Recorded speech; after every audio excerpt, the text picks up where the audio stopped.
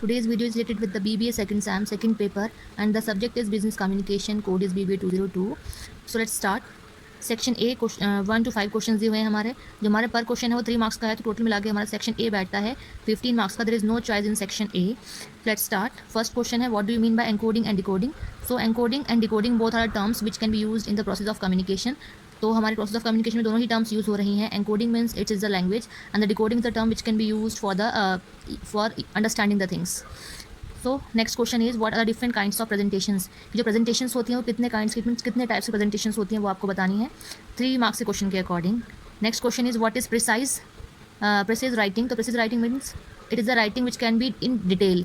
ये जो हमारा वर्ड लिखा है प्रिसाइज, इसका मतलब होता है कि जो हमें डेटा लिखना है, जो भी कुछ हमें राइट करना है, वो एक डिटेल में हमें आपको इन्फॉर्मेशन देनी किसी भी चीज़ के बारे में, तो वही आपको एक्सप्लेन करना है यहाँ. Next question is, what do you mean by physical barriers. Physical barrier आपको एक्सप्लेन करना है, that should be the part of barriers of communication. Next is, what is oral presentation. तो ओरल प्रेजेंटेशन क्या होता है, जो आप प्रेजेंट कर रहे हैं किसी भी चीज़ को और ओरली प्रेजेंट कर रहे हैं, आप रिटर्न कुछ भी यूज़ नहीं कर रहे हैं उस चीज़ के लिए, that should be oral presentation. Next is section B. Section B has 3 questions. There is a choice. You have to attend only 2 questions out of the 3. So the 6th question is paralanguage. Paralanguage means it is a like a language, है ना. तो paralanguage is close to non verbal communication. एक statement आपको दी हुई है कि जो paralanguage है वो क्लोज होती है नॉन वर्बल कम्युनिकेशन से. इस स्टेटमेंट को आपको एक्सप्लेन करना है. Next is, what do you mean by communication process. Communication के प्रोसेस से आप क्या समझते हैं, या डायरेक्टली अगर आप और समझना चाहें तो कम्युनिकेशन के प्रोसेस को आपको एक्सप्लेन करना है with the diagram. Next question is, differentiate between good and bad letters. तो गुड लेटर्स हमारे वो होते हैं जो गुड न्यूज़ देते हैं, बैड लेटर्स हमारे वो होते हैं जो बैड न्यूज़ देते हैं, जैसे किसी की डेथ की न्यूज़, मतलब इस तरीके के जो हमारे लेटर्स होते हैं. So the next is section C. यहाँ 5 क्वेश्चन आपको दिए हुए हैं सेक्शन सी में. कोई भी आपको 3 क्वेश्चन अटैम्प्ट करने हैं. So the question is question 9, what is business communication. Business communication क्या है.